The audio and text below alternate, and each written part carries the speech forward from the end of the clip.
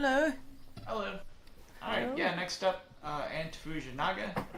I'll What? mute Sorry? myself. I'm just announcing you. Oh. Is that okay? Oh yeah, no, there were multiple sounds, so I didn't know. Okay, right. So the following song is highly inappropriate. It is the unconsummated revenge march. Can you see me? Can you hear me? I was trying to turn off some settings, but they were too slow. So okay. So let's try.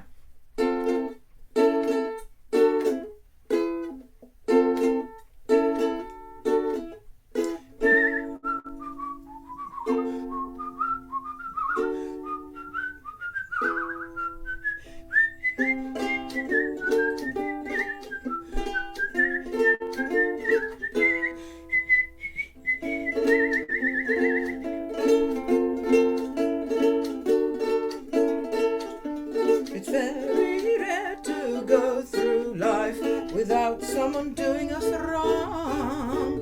For some of us, the urge to take revenge upon our malefactors can be inconveniently strong.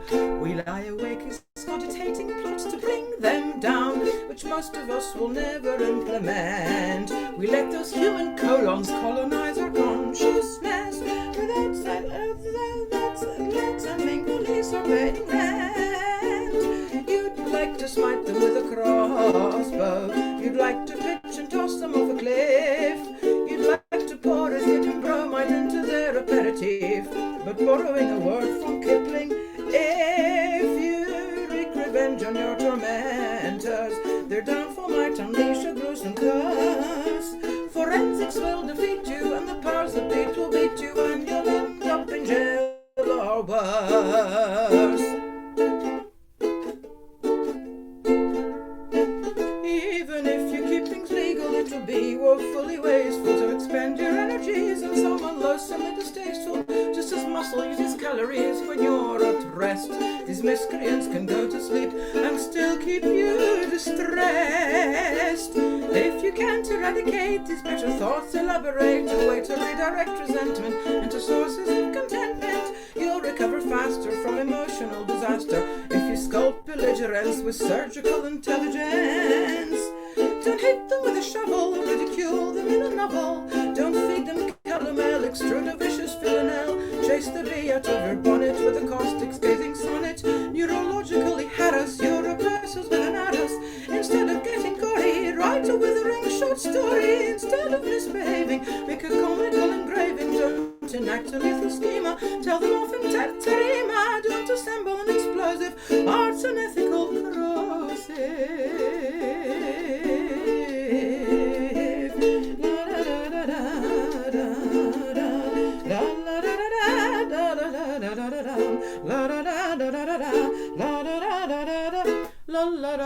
Some future archaeologists whose epoch is vastly remote may root around within the stratum that was once our home and then triumphantly unearth a find of note. The paleographers will strive to reconstruct our jokes.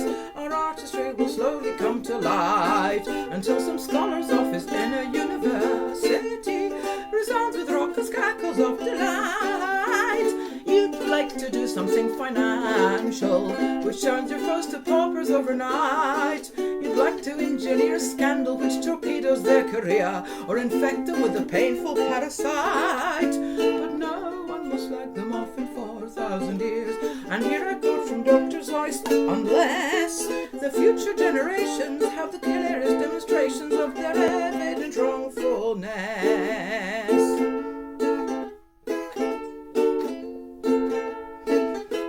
The horrors of the modern world are cognitively nourishing. They'll fertilize a new renaissance of artistic flourishing. If such cerebral retribution were endemic, the resulting chain reaction might produce a peace pandemic. Intellectual interaction countervails the liquefaction of the noble human mind, which can be swiftly undermined by robotic stimulation. Let's thwart its degeneration, molding a primeval urge to foster a creative surge. Don't give them botulism, spear them with an aphorism.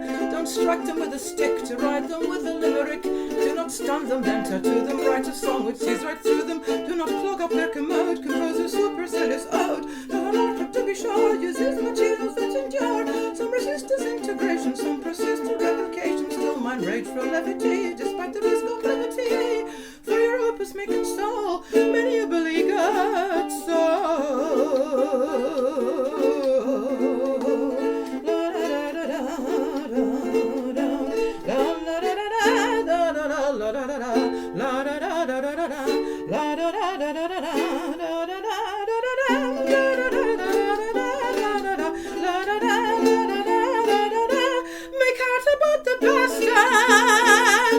Make art about the bastards. Make art about the bastards. Make art about the bastards. Breed rhymes, not crimes. Breed rhymes, not crimes. Breed rhymes, not crimes.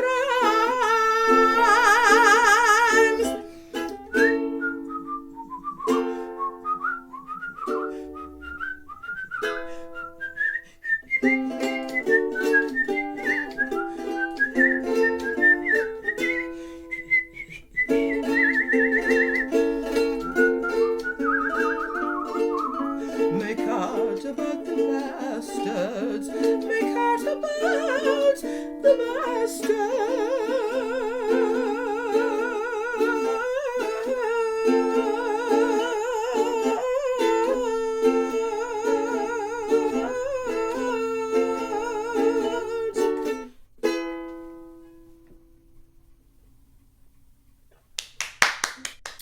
Thank you. I'm sorry my voice is rough. I was in a really loud place yesterday and I had to strain my voice by screaming over unnecessarily loud people.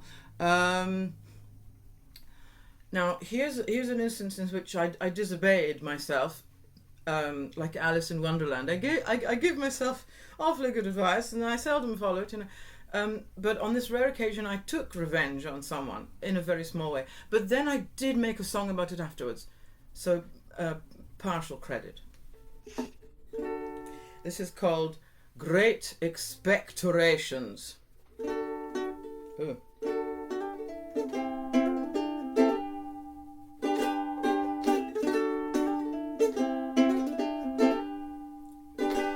My head on my arms, on my knees, I was dozing. The sky plane ascended while I was reposing. My dreams were dispelled by a villain proposing to push back his seat prematurely. The seat belt light on and the plane sharply angled.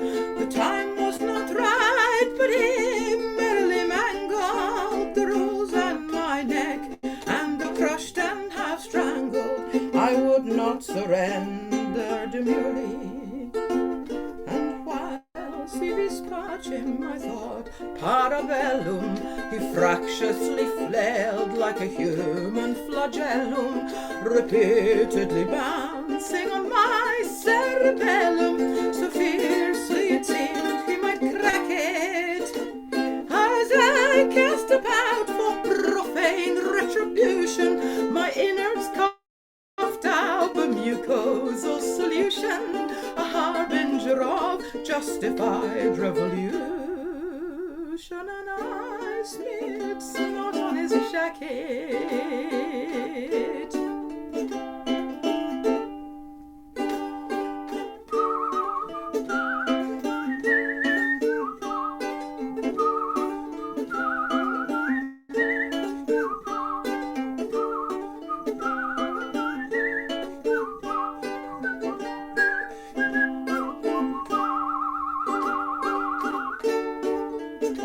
The Marseillaise, that was.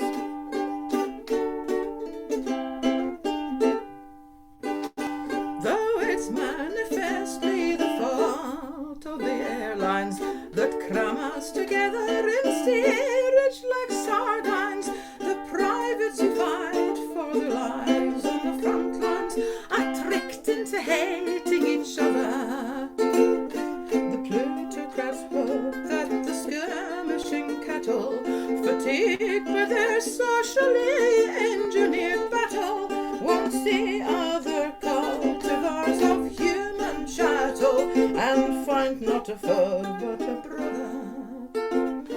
Deciders who hide behind serfs and call centers and harness exhaustion to silence dissenters. You cannot prevent all the righteous fomenters from crying foul on your bright heist.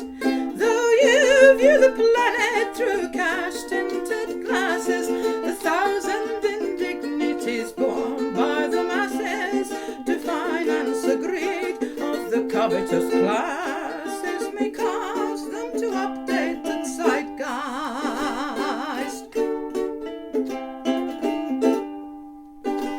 La la da da da da da da da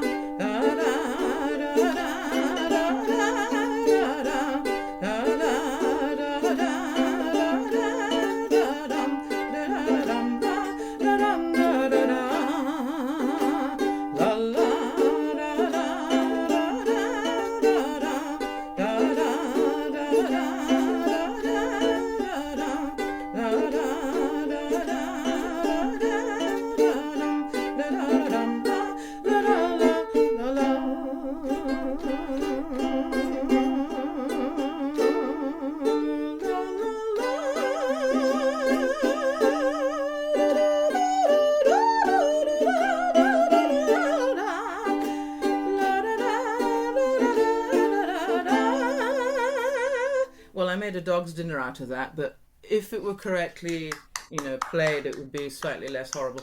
I suppose I should counterbalance that with something wholesome, so I'm going to play one of my older songs, which is it was inspired by Paleolithic bone flutes, which suggest that art is a very fundamental aspect of being human.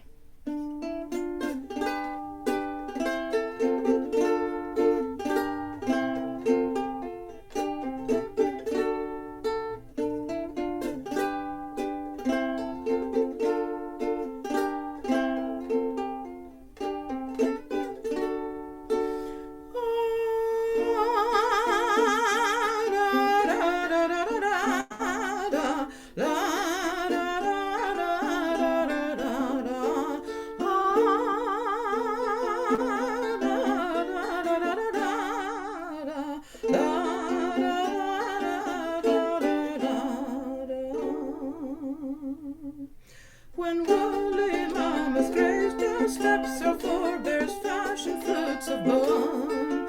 They spent their harsh lives taming fire and cheating death and chipping stone and hunting megafauna in the frigid Paleolithic plains.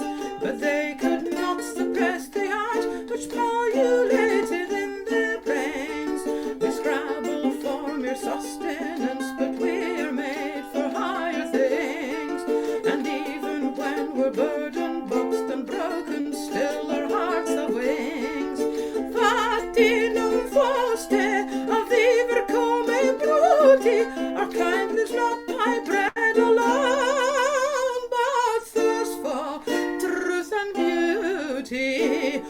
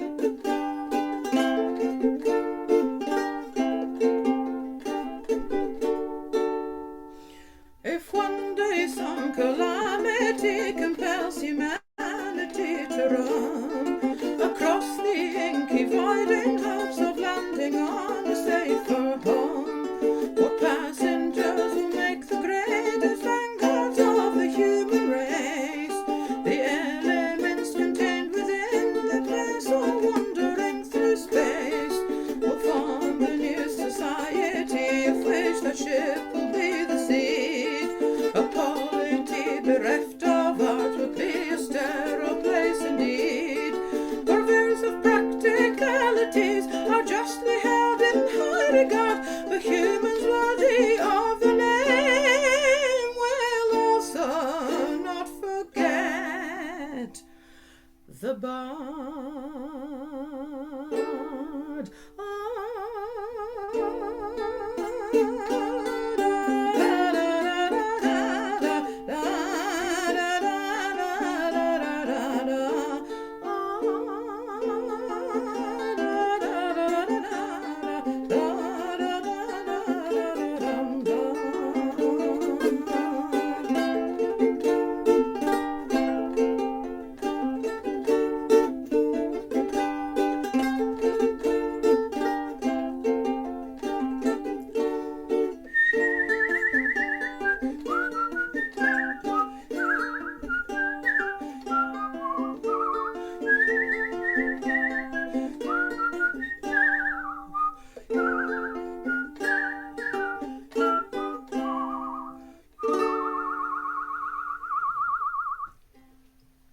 Right. Thank you. Now, a good friend of mine from uni, from the undergraduate era in the 90s, should be tuning in from Ireland. Do I have time for one more short one to mess up? Oh yeah, for sure. Yeah, Okay, Next so- act is in 10 minutes, so yeah. Oh, okay. So apropos of a conversation with the friend in question recently.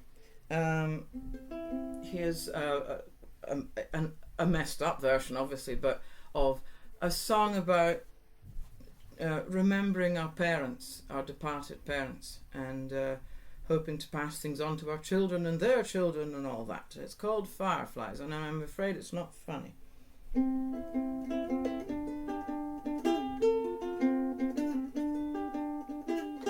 The frogs were croaking, the crickets chirping steadily through the warm night.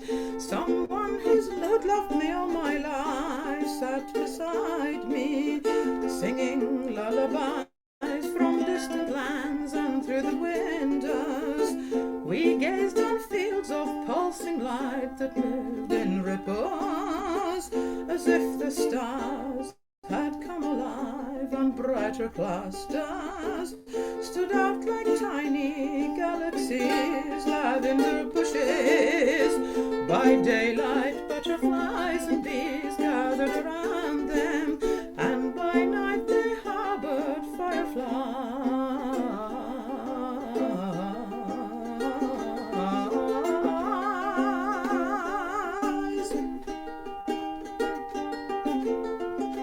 How can it be that what I recall so vividly is out of reach now?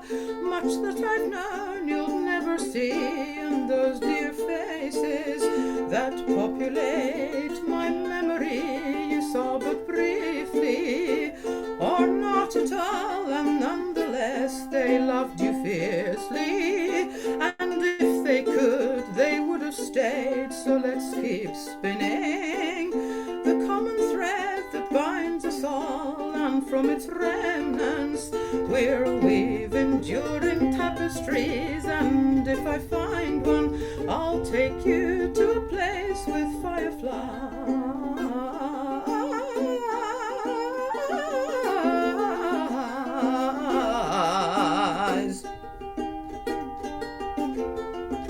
The nest I cherished was old for me, but new for those who wrought it for me, while they mourned what I'll never know, and those who loved them lived on through their tales, which I'll recount for those that follow, because they would have loved us all. And for the youngsters, let's weave some splendid memories, tell them I love them, because they won't remember me, and what we once lost may heave back into view through different eyes. And if you find one, take them to a place with fireflies.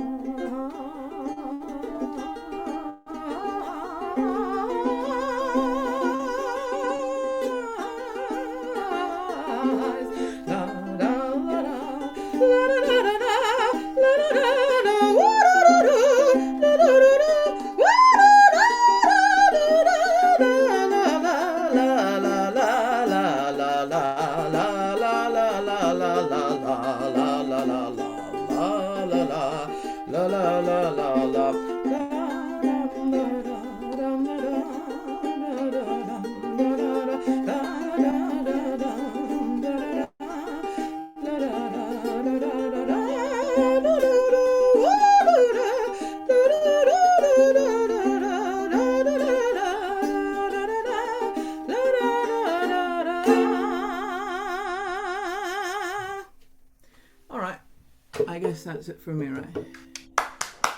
Thank you. I hope that my friend was... She bought a ticket anyway, but What's hello, the love you friend's lots. name? What's the friend's name? Zoe. I wonder if she got confused about the time zone or fell asleep, because she has Oh, even you know more what? children. Our first performers in Ireland, she cancelled because there's a big storm and knocked out the power, knocked out the internet. So that might be the same for her. Oh, okay. She's in Big Ireland. storm Oh, happening. the next performer's in Ireland. No, the first one was. Oh, the first So one I was in actually Ireland played and a had a couple stop. Oh, songs. that's I jumped that in. might be why. What's that? That might be why. Yeah.